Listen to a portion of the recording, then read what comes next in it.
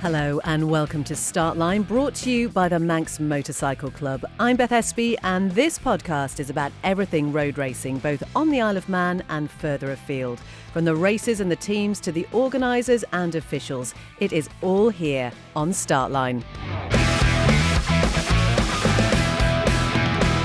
Thank you so much for downloading this episode and for supporting the Startline podcast. It's really, really appreciated. You know, so far in this series, we've met a lot of newcomers, most of them chasing a dream at the Manx Grand Prix. But today is a little bit different because today we are meeting a TT newcomer. And not just that, this is someone who is completely new to racing on the Isle of Man altogether. Because here's the thing. Rhys Stephenson has never even stood on the sidelines and watched a race on the mountain course.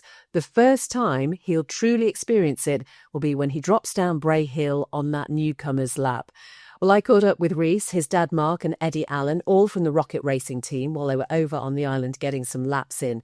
And we chat about where the team name Rocket Racing came from, why Mum Tracey is really the one holding it all together, even if she can't quite bring herself to watch. And of course, where on earth do you keep all your trophies when you currently don't have a house? Hello, my name's Rhys Stevenson. I'm 20 years old. I live in Skegness in Lincolnshire, England, and this year I'm racing at the Isle of Man TT. Hello, I'm Mark Stevenson. I'm Rhys's father, and I am pretty much the owner of the team. Hi, I'm Eddie Allen. I'm from Bedfordshire.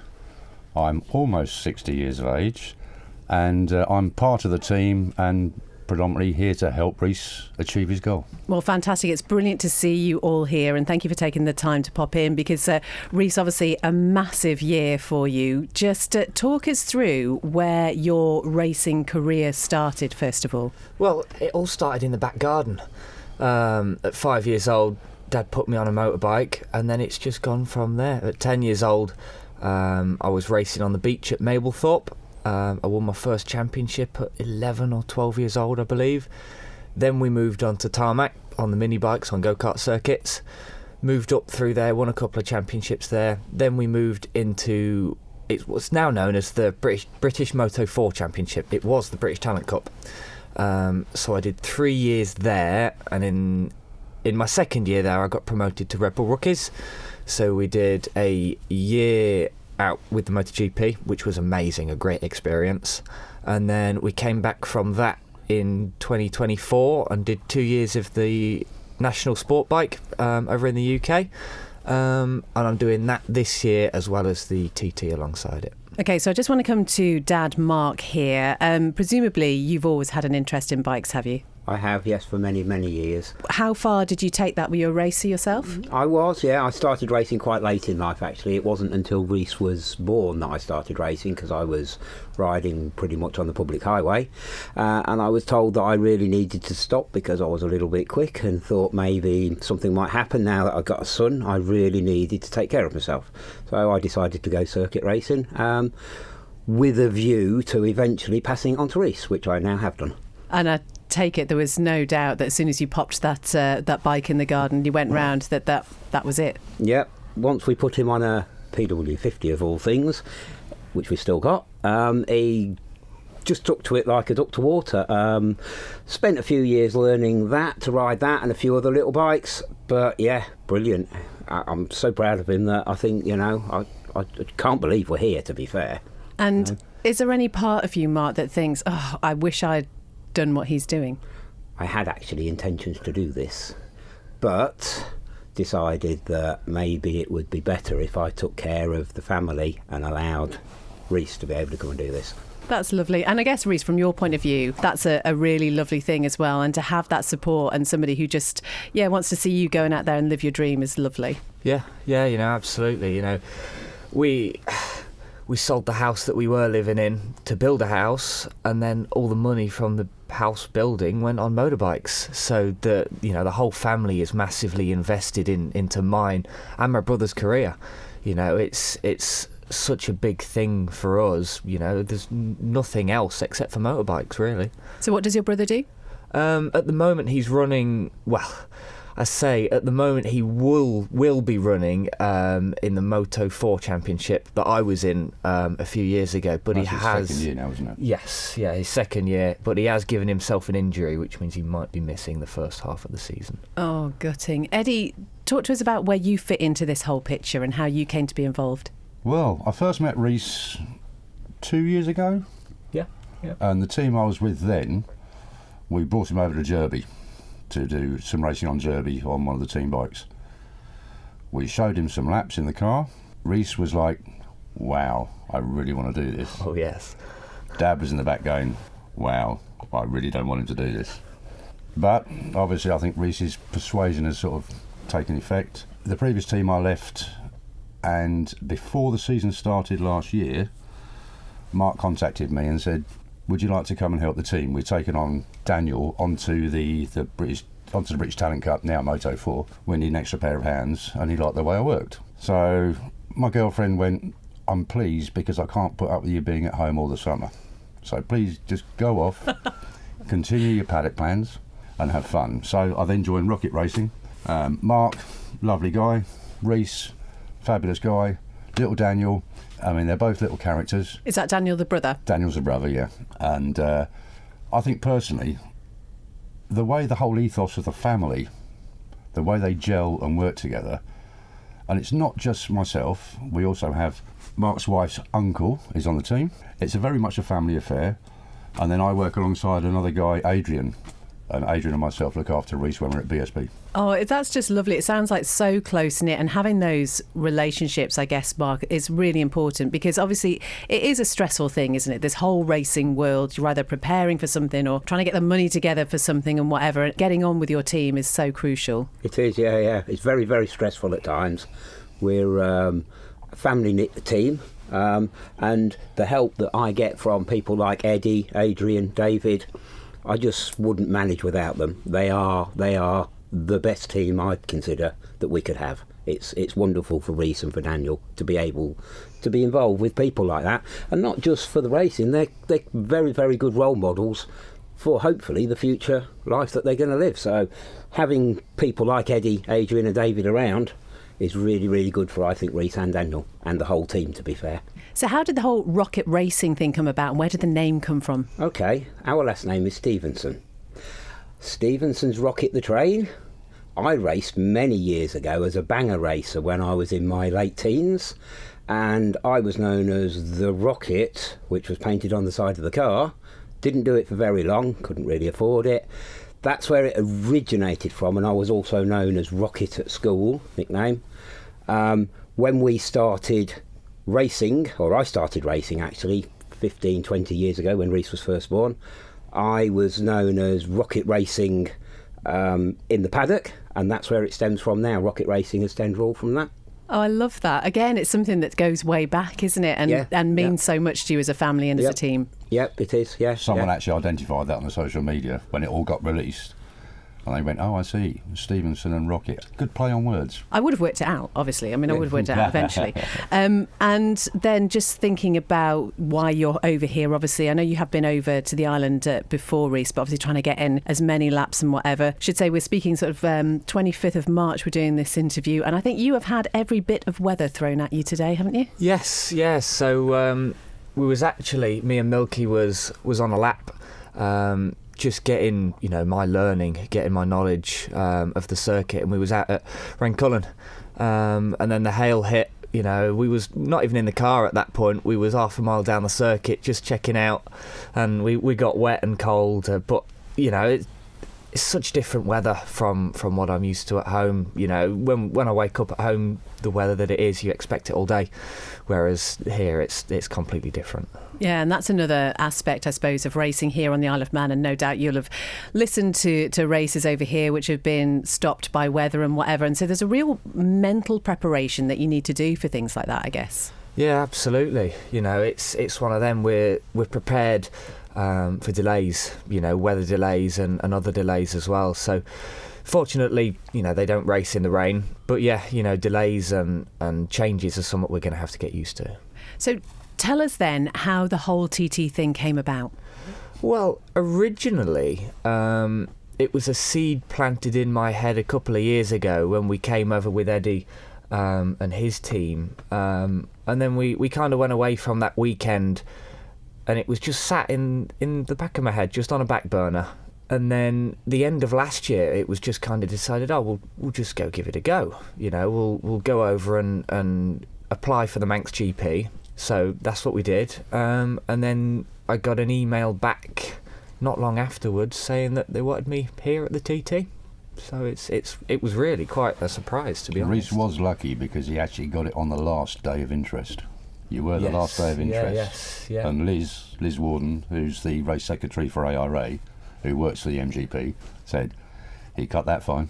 Yeah. That was all down to me, I'm afraid, because as well as known as Rocket Racing, we're also known as lastminute.com racing. So I put the entry in at the last minute, unbeknown to Rhys, and then it rolled on from there. Yeah, I'm really pleased. Really I would love to have been a fly on the wall when you got that confirmation through. Do you remember anything of it? Is it all a little bit of a blur? I don't remember any of it, to be fair. I say we put the email in, the application of interest for the Manx GP, and I was at work, actually. I was washing up at work, and I got a message from Ed Wilson, just mentioning, asking why I wanted to do the Manx, what was the motive behind it. And I stressed that it was something I wanted to do for a future career, but we didn't think we could go straight to the TT. So I said that, and he was like, "Well, you can, and we want you there." So it was really quite a surprise to say I was at work as well. It was pretty cool. Where do you work? I work. It's called the View Cafe Bar at Skegness. It's a cafe and bar right on the seafront. Oh, beautiful. I've never been to Skegness, but people say it is really lovely and quite a touristy place. Yes, yeah, it is. It's very seasonal, very, very seasonal, but it is beautiful. It's beautiful. And then, Mark, as a parent, when you know that your son is going to come over here and race the mountain course, I mean, Eddie mentioned maybe sort of almost in two heads about it. What is it like when you know that this is what's going to happen? I'm very apprehensive about it all. Obviously, I'm putting the bike together, having never done a bike for the TT before. Put a bike together a few times for other things, so I'm trying to get a lot of advice about that. But I am very nervous. Obviously, he's my little boy, love him to bits, but I want to see him do what he wants to do, prepared to do whatever I can to help him do what he wants to do, and I would really like him to make a success of it. So we're pretty much prepared to do anything we can to help him do it. This is why we are here. We just want to do it for him. And Rhys, I think you've got a real sensible attitude, haven't you? You're not expecting anything of yourself this first year, and maybe not even the first couple of years. It's just about learning the course, learning that sort of way of life of what racing means over here. Exactly. I just want to go down Bray Hill every lap with a massive smile on my face. That's what it's about for me. That's what the whole ethos of racing motorcycles is about, is just that massive smile and having so much fun. For me, the times will come in 5-6 years when I know the circuit intimately, and feel confident to push on. But for the most part at the moment, it's just to have that big smile on my face. And as I say, been out with Milky today, and you've been working with John Barton as well. And what sort of learner are you when it comes to getting the track under your skin? I'm definitely a doer. I'd much rather be doing it than either reading or watching about it. So I've been obviously at home watching a lot of onboards from seasons gone by, but then a lot on the game as well. I've done hundreds of laps on the game. It's not quite the same. It's never going to be quite the same, but it is an amazing platform to learn the circuit, to learn which direction it goes, and then to come here, I can put that all in practice. When I'm here for real, and hopefully it'll all slip together. Mark, do you play the game as well? No, I'm afraid I haven't. You struggle to use the telephone. I do, yeah. I used to play on the PlayStations back in the PlayStation 1 days and things like that, but it's all moved on a little bit from then.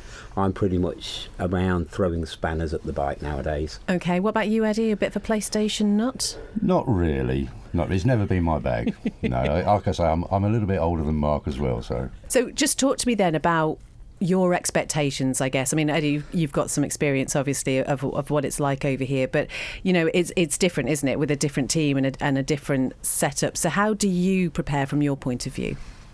We've built a great team behind us. We've got the fuel guy, Mr. Joe Broomfield, who lives in Douglas, very experienced pit crew, and has worked the paddock for over 20 years in the Manx Grand Prix. So we're sort of milking him for knowledge as well. Like I say, it's not what you know, it's who you know, which is a great help. I've got several friends on the island that I've met every time we've come over, even to the point where Rhys goes, "Do you know everybody?" Because I walk into a pub and the barmaid will be, "Eddie, long time no see." "Hiya, you're back over." But it's a different paddock to British Superbikes. The whole atmosphere, I think, on the island, in the paddock, is BSB. You have set times, you know you're going to be at that at a certain time. But it can be brilliant sunshine here in Douglas, but it's cancelled because it's raining in Ramsey. You may find that you have a period of time where you're allowed to practice, get reduced to 1 lap. So everything's in the hand of the gods. So I just want Rhys to go out there, and every time he goes round, learn, and he could just experience just wanting coming home and collecting his newcomer's medal and having a beer with him every night. And Rhys, have you been over and watched the TT before? Never. Oh, really? Never, no. Oh, flipping heck. I'm not even going to get to watch it before I do my first newcomer's lap. So I'm heading out, being chucked straight in the deep end. So I think it's going to be a great experience at the end of it, actually finally getting to watch it. But then it's going to be that sense of, I've never seen it. I don't know what it's like for real. Obviously I've seen and watched races and everything online, but say real life, never. And what sort of racer are you when it comes to nerves before an event? Do you get nervous? I do get very nervous. But say I can, sitting in the tent, the awning beforehand, the nerves are high. But I think everybody does. Yeah, oh yes. You can't become complacent. No, I think if you didn't get nervous, I don't think it's a bit like excitement. Nervous and excitement is very, very close. And I think if you didn't get that, I don't think it's worth doing. Exactly. But yeah, for me, the moment that the visor goes down, everything's gone. I'm only focused on the road or the circuit in front of me. Are you a music listener? Some people like that to sort of get them in the right frame of mind? No, I feel that distracts me from having to, think about what I need to do. I always try and do a lap of short circuits anyway. Try and do a lap in my head just to get my brain up to speed before I head out onto the circuit. But yeah, it's just dead silence. And I guess, Eddie and Mark, for you, it's about managing the rider's mood in that situation, sort of knowing how to approach them, because it's things at a very high level there. Yeah, I pretty much leave Rhys alone. I concentrate on making sure the bike's right, fuel's in the bike, make sure everything's all right. Think that side of things. I will speak to Rhys, just give him any information I think he needs prior to him going out, but I like to leave Rhys alone because I know how he likes to prepare. And also sometimes my advice isn't always the best advice. So he knows what he needs and I let people get on with it. But see, from my perspective, because I'm not part of the family, Rhys sort of looks at me as like a sort of a kind of adopted big brother. And one of my biggest hang-ups is hydration. So I make sure he hydrates and he will listen to me because I'm not dad. You know what kids are like. Dad and son sometimes knock heads together, don't they? I mean, I was going to ask about that, and it must be difficult. Again, you mentioned, Mark, it's a stressful thing, this whole life, isn't it? And there's bound to be, clashes potentially at times. If I had my way, I would have nothing to do with his racing. I would just like to turn up as a parent, support him, watch him, go home. But I'm afraid we're not in the position where we can afford to pay teams to do that. So I do my best, what I can, to put a bike underneath him and allow him to go out there. And that's what it's all about for me. Rhys, how good would you say you were at taking advice from Dad? Honestly. If 10 is great, we're talking in the minuses. We are. Wow. Yeah. No. So it is difficult, obviously, because I as a kid I used to watch him race, but I never got to see the experience that he had, from when he was my age, riding round bikes. probably a bit naughtily on roads. Don't talk about the past like that. But yeah, you know, I'm glad I'm sat the in the wealth middle. of experience, you know, of being a mechanic and everything else, you know, is great. You know, the whole team I've got around me is unbelievable. You know, as I couldn't wish for anything better. Considering we're all pretty much amateurs. Oh yeah, You know, yeah. I'm a HGV mechanic basically by trade. Can do cars, can do motorcycles as well, but nuts and bolts are all nuts and bolts. Some are bigger than others, so I just look at it and think, right, give it a try, see if it works, and usually it works. So Rhys will come to me and tell me if there's a problem, and if there's a problem, I try and put it right. Can't always sort it and then go seek advice, but I do my best for whatever Rhys would like.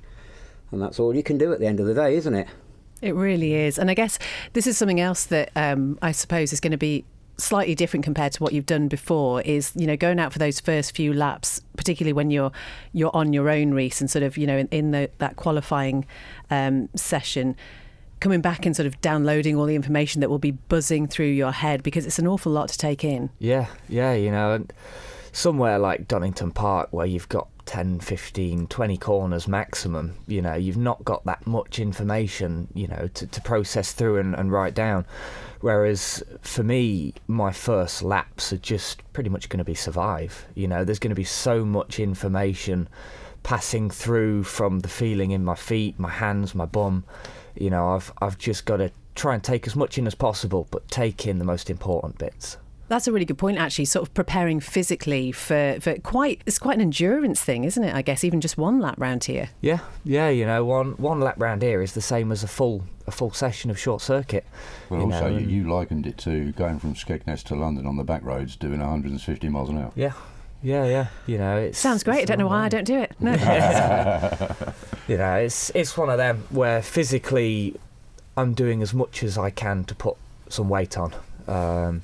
You know, I think that's going to benefit me in keeping the bike on the ground, you know, for as long as possible. You know, and like what a few riders have said to me, as well as Milky as well, it's your neck. You know, when you sit up out the bubble at 150, 160 mile an hour, the wind just tries to rip your head off. So I've got to find a way to strengthen up my neck a little bit, definitely. And that's what's great over here, is there is a whole team once you get to the paddock, and the physios who are there to look after you beforehand and afterwards as well. I know they were doing ice therapy things last year as well. I don't know if you are a fan of cold water, but apparently that's helpful. I'm absolutely not a fan of cold water. Could No. you become one? Maybe. Embrace it. Yes. Yeah, you know, when we was in with the Rookies Cup going all over Europe, they had, I can't remember exactly what it was called, but they had physios on site, you know, and so I was getting treated all the time for pains, for aches, you know, and same at BSB. You know, I can go into the medics there, they know me very well. I can go in there and say get any treatment that I need as a professional rider. And there's all things like the arm taping to try and prevent arm pump and things like that. I mean, they are just phenomenal what they do.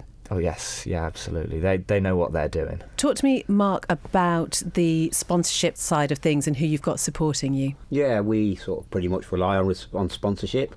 We have various different sponsors at the minute. We had quite a few for the BSB paddock last year. Some of them have moved on. We have a couple of good sponsors that we've kept, and we have a few people that seem to like to follow the team, which always seem to contribute to help. You've got like Micrometric. Yeah, Micrometric, which are a Lincoln-based company. They deal in a lot of micro technology for Formula One, motorcycle racing, things like that. There's another company called Plant Hire who deal with plant. They've been a sponsor of Rhys's for 2 or 3 years now. Very, very good. Yeah. But a lot of it is all down to just the public. We get a lot of help from the public. People that follow Rhys and want to see Rhys do well in motorcycle racing. Because that's when I've jumped on board as well, because I've got a fresh field to harvest from in Bedfordshire. So I'm speaking to a few companies that I know, and also friends that I've known from the school that have started businesses. And I'm in talks with them currently as well about sponsorship. I've managed to obtain one sponsor, haven't I, that we're meeting at Donington that's going to give us some pennies. Yes, hopefully, yes. Which is nice. So that's another nice thing that I can bring to the team. Yep. And I Just think like financial assistance. we hear so often that actually people have this perception about sponsorship that it's thousands and thousands of pounds, but actually It's not. No, anything it's helps. not. No. We've had somebody actually come on board today for £150. They will get their name on the side of the bike, things like that. Free T-shirt. Yeah, free T-shirt, Free key-ring, beanie hat, yeah, you know. You know, it's little things that go such a long way. Yeah. You know, lots of, a little bit like crowdfunding. You know, lots of little things make one big thing.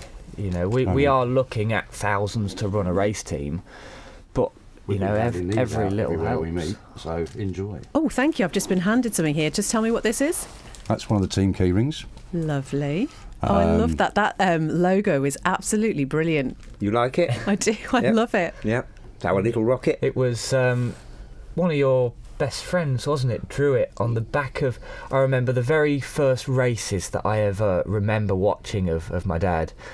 He had that logo on the back of his leathers. You know, so it's like I say, Yeah. it's been a family been handed thing for down. so long. Yeah. I love that. Yeah. Absolutely love it. And do you know, Rhys, just even talking to you, you've got such a maturity about you that I think you forget that you are only 20 and you've achieved so much already. Looking back over your career so far, what has been the highlight for you? Probably meeting me. I don't really know if there's any highlights or lowlights. You know, it just, to be honest, it kind of all blends into one big blur. Was there one time on mini bikes where you had a race with a certain person? Oh, and knocked him off. I have raced against and beaten and knocked off Peter Hickman. Oh, okay. Great. Throw that in there. That's yeah. Do you think he'll remember? He definitely remembers. Oh, he'll remember. Yes, Yes. he does remember. What other things is there? There's probably the highlight or the best feeling I've had is when it was my second podium at the British Talent Cup. It was at Silverstone MotoGP, so I was stood on the MotoGP podium. You know, it was the best feeling in the world at that point. But yeah, everything just seems to end up in one big blur. You know, with really good fun racing. Exactly. Yeah. With a big smile on his face, and pretty much that's all we're interested in. This TT is Rhys coming back with a big smile on his face, saying, wow, I'm really enjoying this. Exactly. Because that's what it's all about, Rhys enjoying racing. Yeah. And he's looking forward to everybody come see him in the awning. Exactly. In the Yes. paddock. Say hello in the paddock. Yes. Yep. I think you'll be overwhelmed by that. You know, people absolutely love it. And I think, you know, especially if you've got things to give away and whatever. And you think, in some ways as well, you are going to be inspiring the next generation of racers. You know, these Exactly. kids who are going to come Yeah, along and just think, you know, you are incredible for doing what you do. Yes. I mean, he has quite an iconic crash helmet that he wears. Oh, right, tell us. I do, yes. So, obviously, where we're from is Lincolnshire, and for the past 3 or 4 years, I've had a big Lincolnshire flag plastered all over the top of my helmet. It is very, very visible. It is so bright. It's got reds, yellows, greens, and blues. I love it. I do love it. To the point where at the end of the BSB season, one of the ones he used that had been used in an incident, so he could no longer wear, he did a raffle. Online raffle. Online raffle that created obviously some funds for Rhys to enable him to get another couple of helmets. And ironically, it was one of what was his name? Andy Fletcher. Andy Fletcher. Andy Fletcher was one of the guys who's probably one of the staunchest followers that you have. Oh, yes, And yes. they are avid fans. They're always in our tent at the Superbikes, aren't they? They are. Yep.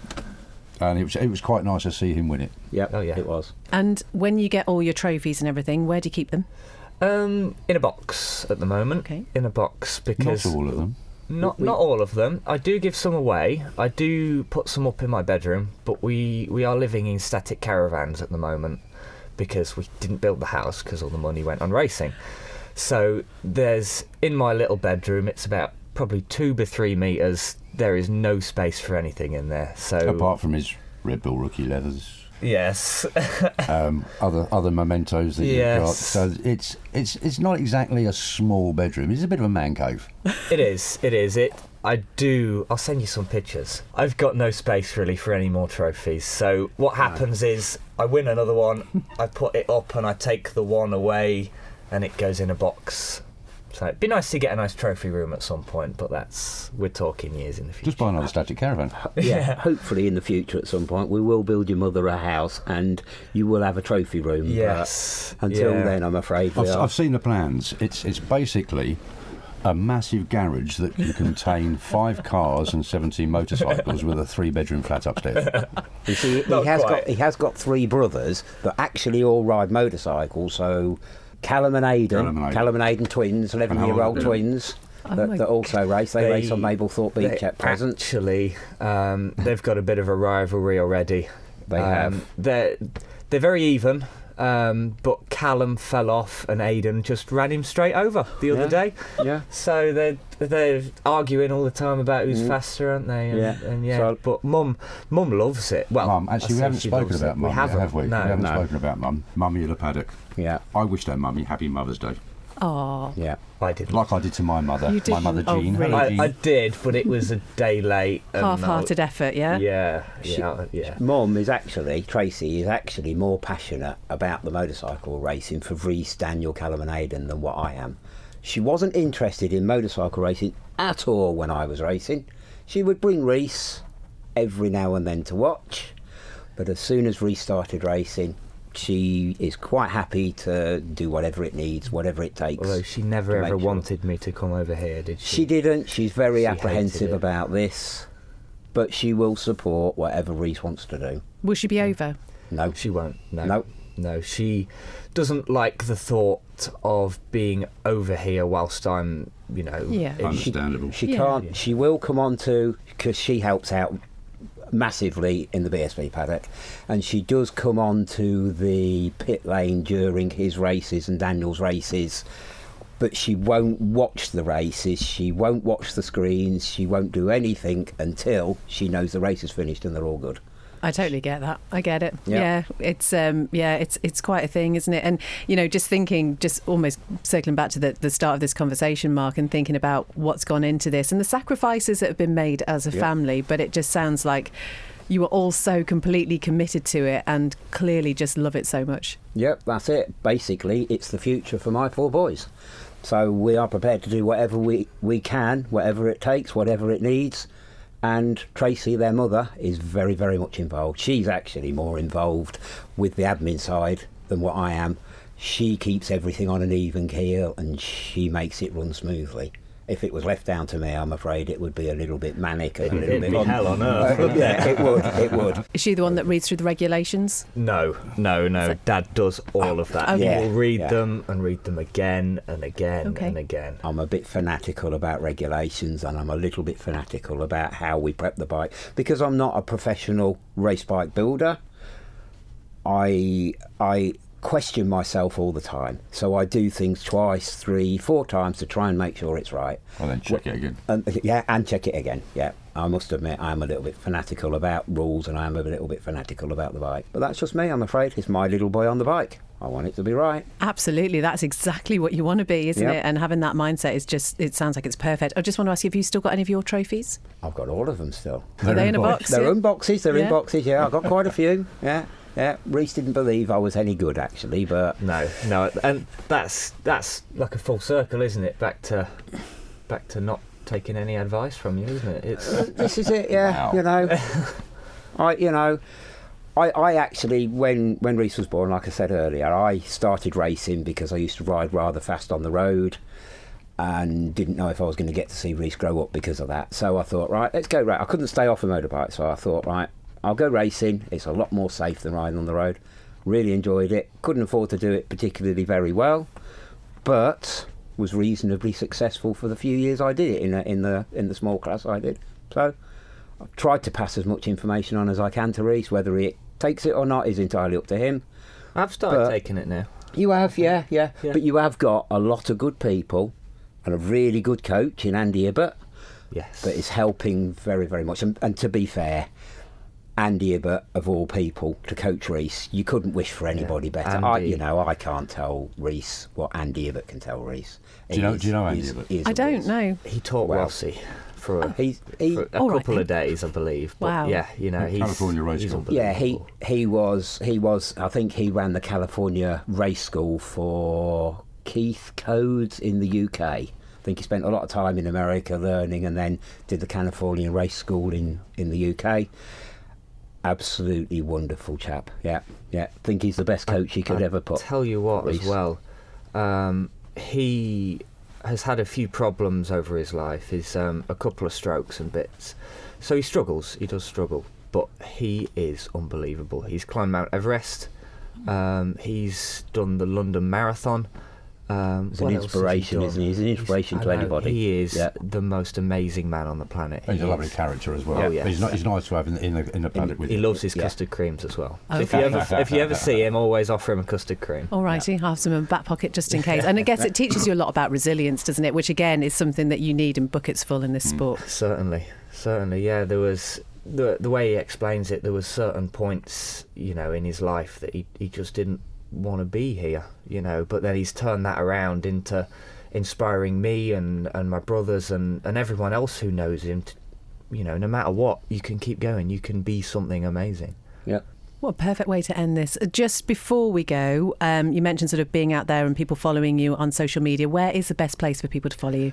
I've got Instagram and Facebook. That is the names are just simply Rhys Stevenson Racing, and then we've got Rocket Racing also on Instagram and Facebook.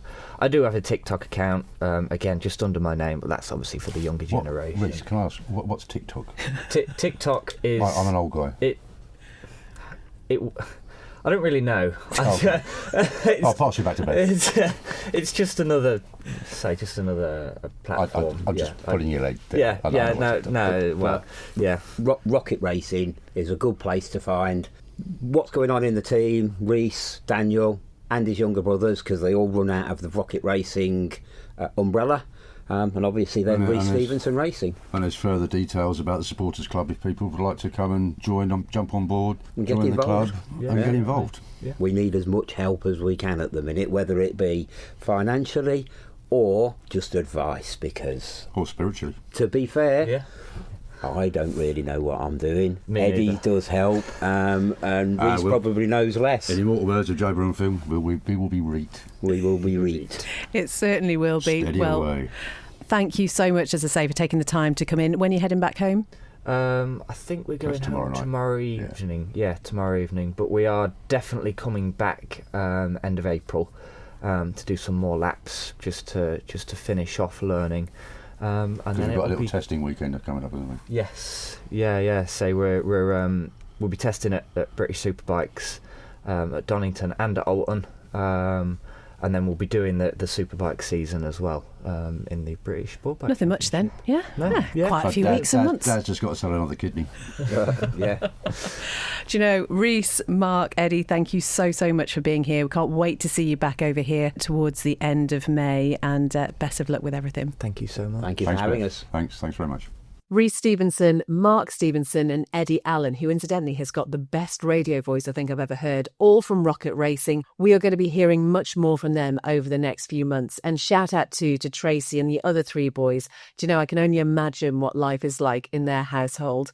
As ever, all the details to follow Rhys and the team are on the podcast page. They'll be tagged on the Startline social media as well, so do give them a follow.